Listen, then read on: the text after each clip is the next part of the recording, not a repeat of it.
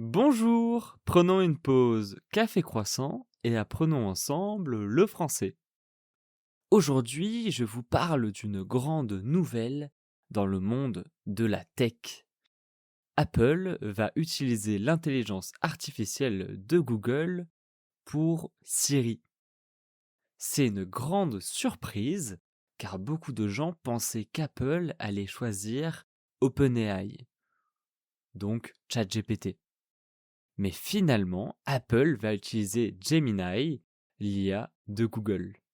Et on va voir un petit peu pourquoi. Alors donc, Apple et Google ont signé un accord important.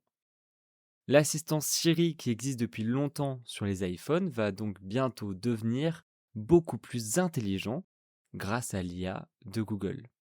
Donc Gemini, c'est un modèle d'IA qui peut comprendre des textes, répondre à des questions, faire des résumés, etc. Donc c'est vraiment comme ChatGPT, mais de chez Google. Et il y a quelques mois, on pensait qu'Apple allait utiliser ChatGPT parce que l'entreprise OpenAI travaille avec Apple sur certaines fonctions. Mais selon les articles récents, OpenAI aurait refusé de faire un accord plus grand avec Apple. Alors Apple a regardé ce que faisaient les autres et a choisi Google. Ça serait sans doute une question de, gouvernance de l'IA ou en tout cas, en fait, Apple veut un modèle qui leur appartiendrait. En fait, ils veulent posséder un modèle à part entière et le faire tourner dans leur cloud privé. Alors c'est assez pour simplifier, mais donc, visiblement ça n'intéressait pas OpenAI et par contre ça a bien intéressé Google. On ne sait pas exactement les tenants et aboutissants de cet accord. On suppose sans doute qu'Apple va rémunérer Google à base de plusieurs milliards, mais on ne sait rien pour le moment à ce niveau-là. Alors qu'est-ce qui va changer pour Siri?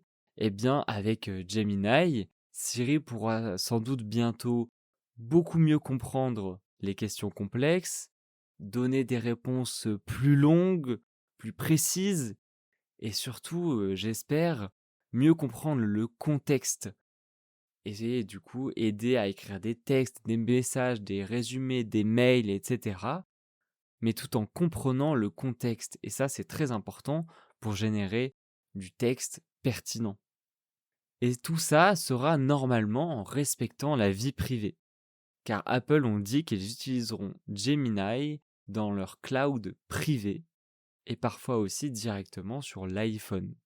Alors ça, ce sont des modèles d'IA différents, mais donc ils ont acheté une version de Gemini qu'ils ont mis sur leur cloud privé et on suppose donc que s'ils veulent mettre à jour plus tard Gemini, ils devront racheter le nouveau modèle à Google, en gros.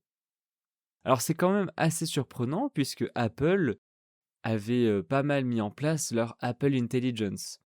Mais apparemment, le fait que là, elles utilisent Gemini ne veut pas dire qu'ils arrêtent d'essayer de faire Apple Intelligence. Simplement, ça leur permet de rattraper leur retard. Puisqu'actuellement, effectivement, Siri est vraiment bête. Voilà, il faut le dire. Donc personnellement, je trouve que c'est une super nouvelle. Siri va vraiment devenir plus utile, plus moderne.